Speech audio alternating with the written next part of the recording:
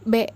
Perbedaan analisis linguistik dengan analisis pragmatik.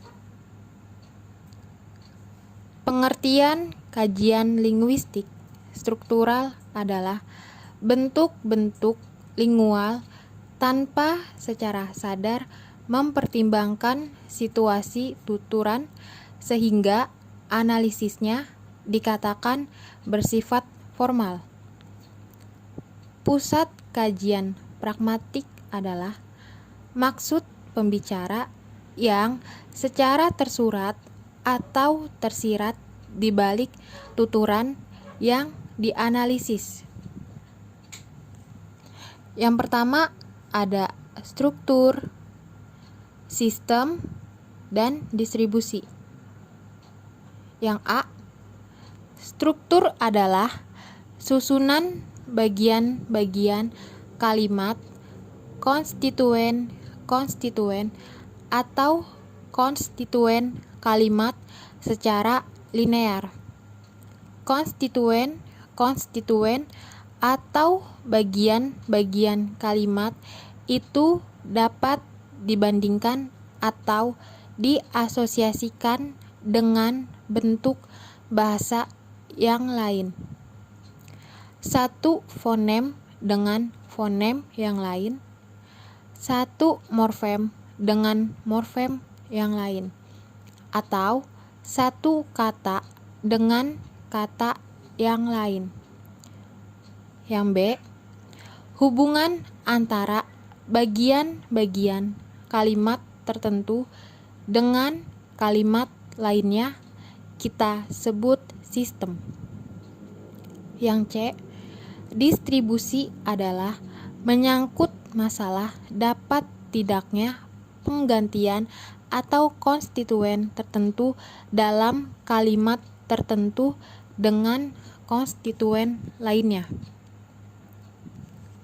Selanjutnya, analisis bawahan langsung. Analisis bawahan langsung sering juga disebut analisis unsur langsung atau analisis bawahan terdekat adalah suatu teknik dalam menganalisis unsur-unsur atau konstituen-konstituen yang membangun satuan-satuan bahasa. Entah satuan kata, satuan frase, satuan klausa, maupun satuan kalimat. Setiap unsur bahasa secara a priori diasumsiasikan terdiri dari dua buah konstituen yang langsung membangun satuan itu. Analisis rangkaian langsung dan analisis proses unsur. Analisis proses unsur menganggap bahwa setiap satuan bahasa adalah merupakan hasil dari satuan proses pembentukan. Jadi, bentuk tertimbun adalah hasil dari proses prefiksasi dengan kata dasar timbun. Selanjutnya ada pragmatik. Pragmatik adalah cabang linguistik yang mempelajari hubungan antara konteks luar bahasa dan maksud tuturan. Konteks luar bahasa ialah unsur di dalam tuturan yang mempengaruhi maksud tuturan. Maksud tidak bisa dilihat dari bentuk dan makna saja, tetapi juga dari tempat dan waktu berbicara. Siapa saja yang terlibat, tujuan, bentuk ujaran, cara penyampaian, alat berbicara, norma-norma, dan genre. Yang dipelajari dalam pragmatik meliputi tindak tutur, implikatur tutur, interaksi percakapan, dan faktor-faktor eksternal percakapan, misalnya dieksis. Selanjutnya ada sumber kajian pragmatik. Sebagai disiplin ilmu, pragmatika juga bersumber pada beberapa ilmu yang lainnya, antara lain ada A. Filsafat kebahasaan, mempelajari bahasa dari sudut pandang suatu ungkapan atau ujaran yang dituturkan. Selanjutnya B. Sosiolinguistik, mempelajari bahasa dari sudut pandang, tujuan, dan situasi pemakainya di dalam masyarakat. Selanjutnya C. Antropologi, mempelajari bahasa dari sudut pandang asal-usul suatu bahasa yang digunakan. Yang D. Etnografi bahasa, mempelajari bahasa dari sudut pandang kebudayaan penutur bahasa. Selanjutnya C. Linguistik, mempelajari bahasa dari sudut pandang struktur bahasa yang digunakan dalam berkomunikasi. Selanjutnya ada variasi bahasa. Ragam dialek adalah ragam bahasa yang berhubungan dengan di daerah mana suatu bahasa dituturkan.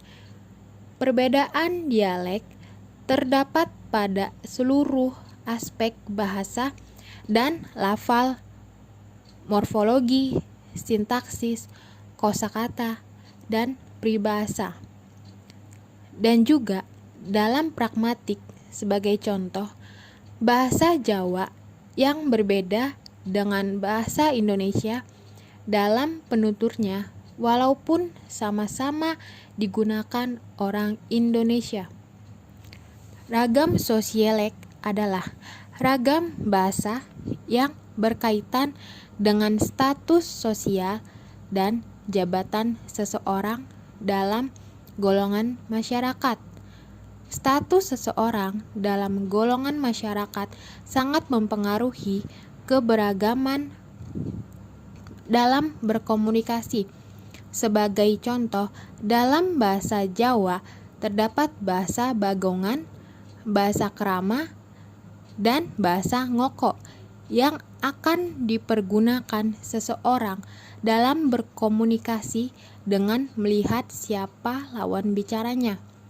Ragam fungsiolek adalah ragam bahasa yang berkaitan dengan situasi berbahasa, siapa pemakai bahasa, dan topik dari suatu bahasa. Ragam kronolek adalah ragam bahasa yang berhubungan dengan perubahan bahasa dalam suatu kurun waktu tertentu. Bahasa yang ada bersifat dinamis dan selalu berubah seiring berjalannya waktu, merupakan fungsi dan kegunaannya.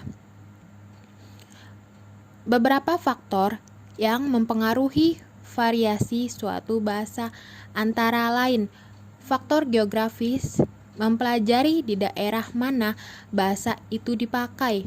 Selanjutnya, faktor kemasyarakatan, mempelajari siapa yang memakai bahasa dan bagaimana latar belakang masyarakat yang memakai bahasa. Faktor situasi berbahasa, mempelajari situasi penggunaan bahasa, tempat penggunaan bahasa, dan tema yang diperbincangkan. Faktor waktu, mempelajari kurun waktu suatu bahasa yang dipergunakan. Selanjutnya ada pengertian menurut para ahli. Yang pertama, Lech, pragmatik adalah suatu makna dalam kaitannya dengan situasi ujaran. Oleh karena itu, prasyarat yang diperlukan untuk melakukan analisis pragmatik atas T termaksud T yang bermuatan IP. adalah situasi ujaran yang mendukung keberadaan suatu T dalam percakapan. Situasi ujaran meliputi unsur-unsur yang pertama penutur dan petutur, yang kedua konteks, yang ketiga tujuan, yang keempat tindak tutur atau tindak verbal, yang kelima tuturan sebagai produk tindak verbal, keenam waktu, dan ketujuh tempat.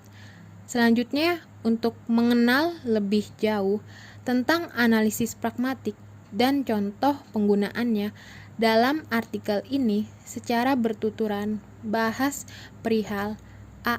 Konteks, B. Satuan analisis, C. Contoh analisis, dan D. Penutup. Selanjutnya yang kedua ada bahasa tidak dipisahkan daripada kehidupan manusia, karena bahasa digunakan sebagai alat berkomunikasi antara mereka, menurut Lyons.